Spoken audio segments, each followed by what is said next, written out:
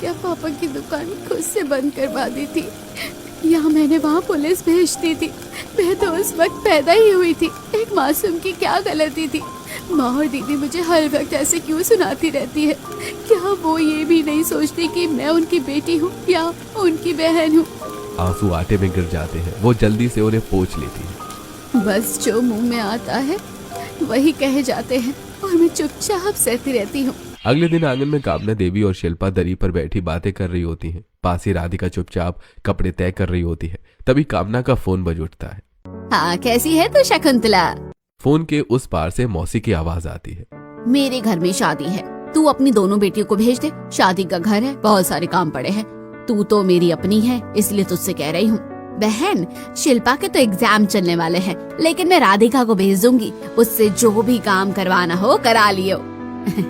ठीक है बहन। फोन कट जाता है। कामना फोन नीचे रखती है और सीधे राधिका की तरफ देखकर कहती है, राधिका, तुझे अपनी मौसी के यहाँ जाना है। उनके घर शादी है। जो भी काम पड़ा हो सब कर देना। पर मम्मी, मेरे तो पेपर है। तू चुप रह। मैंने जितना कहा है उतना कर दिया कर। तेरे पेपर का मैंने ठेका नहीं ले रखा है। चुपचाप जाकर उनकी मदद करा। और वैसे भी मम्मी, मेरा तो कॉलेज में फेस्ट है। मैं अपना फन मिस नहीं कर सकती, इसलिए ये ही जाएगी।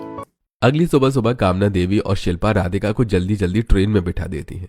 समय से मौसी के घर पहुंच जाना, और याद रखना कोई नाटक नहीं चाहिए। शिल्पा बिना प्यार के हाथ हिलाती है। ट्रेन चल पड़ती है। डिब्बे में राधिका खिड़की के पास बैठी होती है। आंखों में डर, हाथों में बैग कसकर पकड़ा होता है। कुछ ही देर में 3-4 लड़के उसके पास आ जाते हैं। अरे मैडम, कहाँ जा रही हो? अगर चाहो तो हम भी आपको कंपनी दे दें। अरे यार, इतनी सीधी सादी क्यों बनी बैठी हो? अरे इसे परेशान क्यों कर रहे हो? वैसे ही डरी हुई बैठी है बेचारी। राधिका सहम जाती है, आंखें भर आती है, आवाज गले में अटक जाती है। तभी पीछे से एक मजबूत हाथ एक लड़के के कॉलर पर पड़ता है। हाँ, क्या दिक्कत है तुम लोगों को? अकेली लड़की देखी नहीं कि चांस मारना शुरू कर दिया? हाँ, दिन दहाड़े एक लड़की को परेशान कर रहे हो। अगर अभी पुलिस कंप्लेंट कर दी ना तो सीधे जेल के चक्कर काटोगे। पुलिस यहीं से उठा ले जाएगी तुम्हें। तीनों लड़के मुंह बनाकर घबराकर वहां से भाग जाते हैं। राधिका की सांस थोड़ी नॉर्मल होती है। राघव उसी सीट पर बैठ जाता है। Thank you so much. मुझे तो बहुत ज्यादा डर लगने लगा था इन लड़कों को देखकर। अरे कोई बात नहीं। वैसे आप जा कहाँ रही हैं? मैं हिमाचल जा रही हूँ। मेरी मौसी के यहाँ शादी है, इसलिए भेज दिया गया है। अच्छा, मैं भी हिमाचल ही जा रहा हूँ। बस मेरी जगह थोड़ी अलग है। राधिका हल्की सी मुस्कुरा देती है। धीरे धीरे ट्रेन की रफ्तार के साथ दोनों की बातें भी चलने लगती हैं। कॉलेज, सफर, पहाड़, जिंदगी, सब की बातें होती है। तभी खाना आता है। अरे आप भी खा लीजिए, अकेले खाने में मजा नहीं आता। राधिका पहले मना करती है, फिर मुस्कुराकर प्लेट ले लेती है। दोनों हंसते बोलते रहते हैं। पास की सीट पर एक अंकल सो रहे होते हैं। मुंह पूरा खुला होता है। राघव और राधिका की नजर एक साथ उन पर पड़ती है और दोनों को एक साथ जोर की हंसी आ जाती है। कुछ देर बाद अनाउंसमेंट होती है, अगला स्टेशन हिमाचल है। राधिका उठकर बैग संभालती है। अगर बुरा न मानो तो क्या आपका नंबर मिल सकता है? राधिका बिना बोले फोन खोलती है और नंबर की स्क्रीन राघव को दिखा देती है। राघव जल्दी से नंबर नोट कर लेता है। Thank you so much. Radhika हल्की मुस्कान के साथ सिरराती है और ट्रेन से उतर जाती है। ट्रेन आगे बढ़ जाती है और राधिका के चेहरे पर काफी समय बाद एक सच्ची मुस्कान दिखाई देती है। हिमाचल से लौटने के बाद राधिका पहले जैसी नहीं रहती है। चेहरे पर हर वक्त हल्की मुस्कान, काम करते हुए भी होठों पर गीत। घर में चुपचाप रहकर सब सहने वाली राधिका अब अंदर से खुश नजर आने लगती है। एक दिन ड्राइंग रूम के कोने में बैठी कामना देवी और शिल्पा उसकी हर हरकत पर नजर रखे होती है। ये आजकल कुछ ज्यादा ही खुश नहीं रहने लगी है। हाँ मम्मी, अब तो मुझे पक्का लग रहा है इसका कहीं न कहीं चक्कर चल रहा है। कामना कुछ नहीं कहती, लेकिन उसकी आंखों में शक साफ दिखता है। एक दिन राघव के माता पिता और परिवार वाले रिश्ता लेकर घर आ जाते हैं। महेश जी मेहमानों से बात करते हुए बार बार मुस्कुरा रहे होते हैं। अरे वाह, मेरी छोटी बेटी के लिए इतना अच्छा रिश्ता। बड़ी बेटी की तो अच्छे घर में शादी हो ही गई है, अब छोटी भी अच्छे घर में चली जाएगी। उनकी नजर सामने बैठे राघव पर पड़ती है। ऐसा लड़का भगवान ने सच में मेरी राधिका के लिए भेजा है। दूसरे कमरे में शिल्पा धीरे से अपनी माँ से कहती है, मुझे लग रहा है ये लोग मेरे ससुराल वालों से भी ज्यादा अमीर हैं। आप इसका रिश्ता कैंसिल कर दो। कामना के चेहरे पर कठोरता आ जाती है। वो पास बैठे महेश जी के कान में फुसफुसाती है, इसके लिए तो कोई गरीब परिवार ही ढूंढो। ये इतने बड़े अमीर घर में जाकर क्या ही करेगी। अरे बस करो कामना, तुम चुप ही रहो, तुम्हें कुछ नहीं पता। मेरी बेटी को हर चीज बेस्ट मिलनी चाहिए, वो किसी से कम नहीं है। कामना चुप हो जाती है। शिल्पा का चेहरा उतर जाता है। सब लोग वापस इकट्ठा होते हैं। हंसी खुशी की बातें होती हैं, मिठाई बांटी जाती है।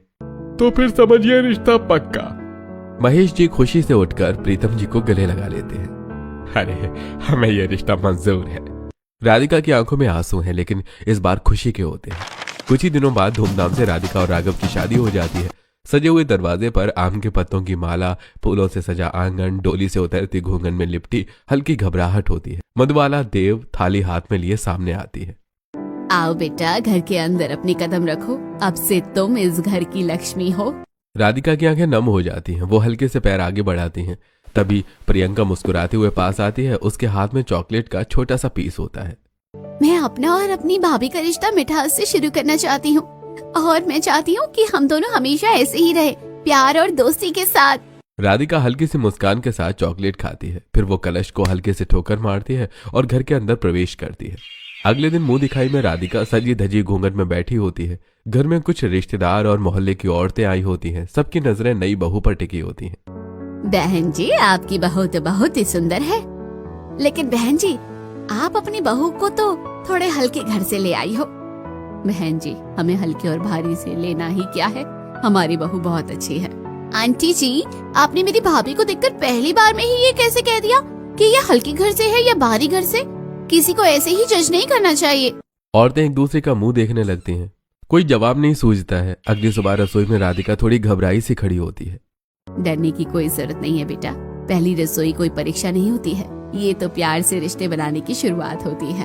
राधिका सुकून की सांस लेती है। मधुबाला देवी उसे सब्जी खोखना सिखाती है। कभी मसालों की खुशबू पहचानना बताती है। नमक थोड़ा सा कम डालना, बाद में जरूरत हो तो बढ़ा देंगे, घर में सब तुम्हारे साथ है। अगर कभी नमक ज्यादा हो जाए तो घबराना मत, मैं कह दूंगी पहली रसोई है, एक्स्ट्रा प्यार डाल दिया। तीनों जोर से हंस पड़ती है। राधिका चूल्हे पर कढ़ाई चढ़ाती है। प्रियंका पास खड़ी होकर रोटियां बेलने में मदद करती है, तो कभी रोटी गोल की जगह अंडाकार बन जाती है। अरे भाभी, ये रोटी नहीं, मैप ऑफ इंडिया बन रहा है। राधिका शर्मा कर हंस देती है। मधुबाला देवी थाली सजाती है। बहुत अच्छा बनाया है बेटा, आज से ये रसोई तुम्हारी है, तुम अपनी मर्जी का खाना बनाना और हमें भी खिलाना। राधिका मधुबाला जी के पैर छूती है। अब आदत डाल लो भाभी, यहाँ खाने के साथ प्यार भी फ्री में मिलता है। अगले दिन आईने के सामने राधिका बैठी होती है, थोड़ी झिझकी हुई। पीछे खड़ी प्रियंका बड़ी प्यार से उसका मेकअप कर रही होती है। भाभी, आज तो मेरी भाभी सबसे सुंदर दिखनी चाहिए, पार्टी में आज सब लोग आपको ही देखते रह जाएंगे। प्रियंका, इतना सब करने की क्या जरूरत है? भाभी, आप मेरी भाभी हो और मेरी भाभी को बेस्ट मिलना चाहिए। वो प्यार से काजल लगाती है और बालों को सलीके से सेट करती है और एक सुंदर सी ड्रेस निकाल कर देती है। ये पहनिए, आप पर एकदम परफेक्ट लगेगी। प्रियंका और राधिका दोनों तैयार होकर नीचे आती हैं। जैसे ही मधुबाला देवी की नजर राधिका पर पड़ती है, अरे मेरी बहू तो बहुत ज्यादा सुंदर लग रही है। प्रियंका, तूने तो कमाल कर दिया, भाभी को बहुत अच्छे से तैयार किया है। हाँ मम्मी, देख लो, मैं तो हुई स्मार्ट। सब लोग उसकी बात सुनकर हंस पड़ते हैं। पार्टी में रौनक होती है, लाइट्स, म्यूजिक और लोगों की चहल पहल। जैसे ही राधिका अंदर आती है, कई नजरें उसकी तरफ उठ जाती हैं। अरे प्रियंका, तेरी भाभी तो बहुत ही सुंदर लग रही है। आंटी, मेरी भाभी का सुंदर चेहरा देखने की आदत डाल दो आप। हाँ, जितना सुंदर है ना, उतनी ही संस्कारी और सुशील भी है मेरी बहू। अगले दिन राधिका पलंग के किनारे बैठी होती है। दिल में मायके की यादें उमड़ रही होती हैं। वो हिम्मत करके फोन मिलाती है। मम्मी, कैसे हो? माँ, आप तो हमें भूल ही गई होंगी, फोन भी नहीं करती है। तभी अचानक शिल्पा फोन छीन लेती है। अब तो अपने अमीर ससुराल के पैसे ऐंठ रही होगी तू, बड़ी शान से रह रही होगी। यहाँ तो तुझे कुछ मिलता ही नहीं था। नहीं दीदी, मैंने ऐसा कब कहा? मैं तो आप लोगों को बहुत ज्यादा याद करती हूँ। हाँ हाँ, बस रहने दे, ज्यादा दिखावे की जरूरत नहीं है। राधिका का गला भर आता है। वो बिना कुछ कहे फोन काट देती है और उसकी आंखें नम, चेहरा उतर जाता है। राधिका धीमे कदमों से नीचे आती है। उसका मूड खराब होता है। भाभी चलो ना, आज बाहर चलते हैं, थोड़ी मस्ती करके आते हैं। हाँ बेटा, राधिका तू भी बाहर चली जा, थोड़ा घूम लिया कर, जब देखो घर में ही कैद रहती है। राधिका के चेहरे पर हल्की सी मुस्कान लौट आती है। जी मम्मी जी। दोनों मॉल जाती है। मॉल की रौनक, रंग बिरंगी लाइट्स, शोर और हंसी होती है। प्रियंका राधिका का हाथ पकड़कर एक दुकान से दूसरी दुकान ले जाती है। भाभी, ये देखो, ये वाली ड्रेस अभी बहुत ज्यादा ट्रेंड में चल रही है, आप पर एकदम परफेक्ट लगेगी। वो अलग अलग ड्रेस निकाल कर दिखाती हैं। कभी शीशे के सामने खींच लाती हैं, कभी खुद फोटो लेने लगती हैं। दोनों खिलखिलाकर हंसती हैं। राधिका आईने में खुद को देखती है, लेकिन उसकी आंखों में एक गहरी सोच चल रही होती है। मेरी इतनी इज्जत मेरे मायके में कभी नहीं हुई जितनी यहाँ हो रही है। वहाँ तो माँ और बहन जब देखो जुबान से जहर ही निकालती थी, और यहाँ हर बात में सिर्फ अपनापन है। भाभी क्या सोच रही हो? कुछ नहीं, बस ये सोच रही हूँ कि जिंदगी कभी कभी हमें वो प्यार दे देती है जिसकी उम्मीद भी नहीं होती। भाभी आपने जो कहा मुझे समझ नहीं आया, पर सुनने में बहुत अच्छा लगा। दोनों फिर से हंस पड़ती हैं। अगली शाम को ठंडी हवा चल रही होती है। राधिका बाल्टी में कपड़े धो रही होती है। उसके चेहरे पर थकान साफ दिखाई देती है। मधुबाला देवी बाहर से अंदर आती हैं और राधिका को काम करते देखकर रुक जाती है। अरे बेटा, तू ये सब क्यों कर रही है? ये कपड़े तो सुबह भी धुल सकते थे। मम्मी जी सोचा फुर्सत है तो कर लो। फुर्सत है तो आराम भी तो कर सकती है बेटा। बहू घर की नौकरानी नहीं होती, घर की बेटी होती है।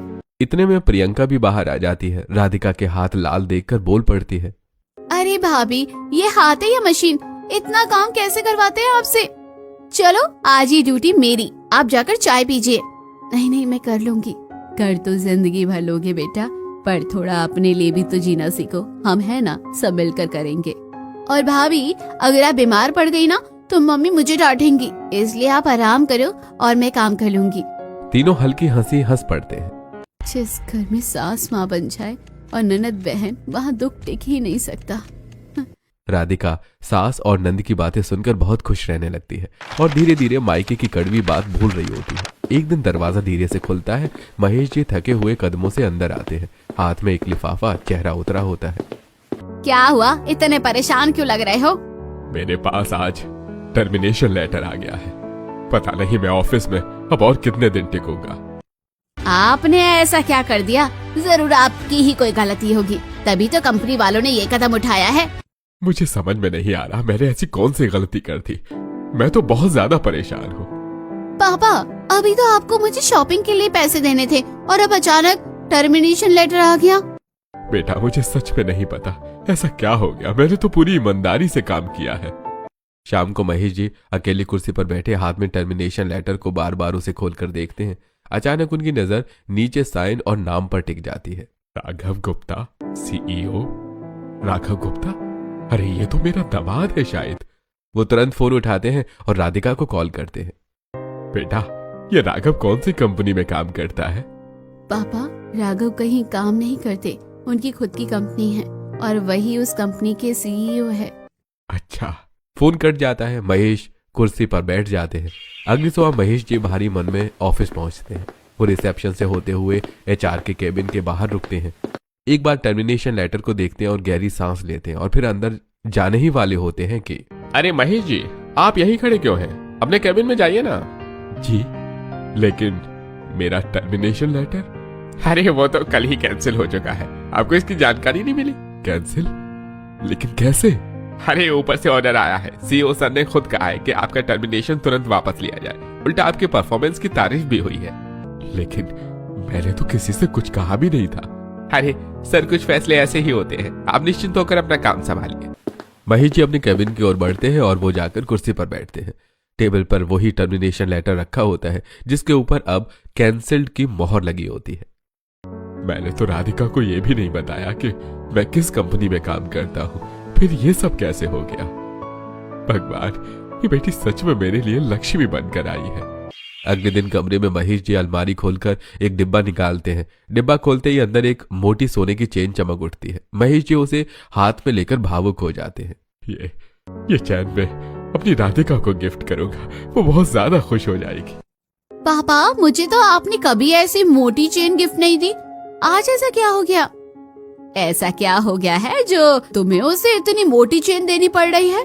कुछ नहीं, बस मन है अपनी बेटी को चेन देने का और आज ही मैं उससे मिलने जा रहा हूँ।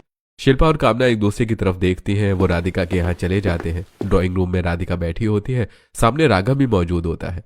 तभी बेल बजती है और राधिका दरवाजा खोलती है। पापा? वो खुशी से महेश जी से लिपट जाती है। बेटा, मुझे सब पता है, ये सब तूने ही किया है। पापा? तू तो कंपनी का नाम भी नहीं जानती थी, फिर तूने मेरा टर्मिनेशन कैसे रुकवा दिया? पापा, मुझे राघव ने बताया था कि आपके पास टर्मिनेशन लेटर आ गया है। ये बात उन्हें पहले से नहीं पता थी, इसलिए उन्होंने तुरंत ही वो लेटर कैंसिल कर दिया। राघव वहीं बैठा मुस्कुरा रहा होता है। महेश जी उसकी तरफ मुड़ते हैं। Raghav, thank you so much, आपने मेरी नौकरी बचा ली। अरे नहीं पापा, आप कैसी बातें कर रहे हैं? अगर मुझे ये सब पहले पता होता तो शायद वो लेटर आप तक जाता ही नहीं। और उसके बाद मैंने कंपनी में कई एम्प्लॉइज को टाइट कर दिया है। आगे से ऐसा कुछ नहीं होगा। थैंक यू सो मच बेटा। महेश जी डिब्बा खोलते हैं और सोने की चेन राधिका के हाथ में रखते हैं। ये ले, तेरे लिए बेटी। मेरी बेटी, आज तुझ पर मुझे गर्व है। राधिका की आंखें भर आती है। वो पापा को गले से लगा लेती है। पापा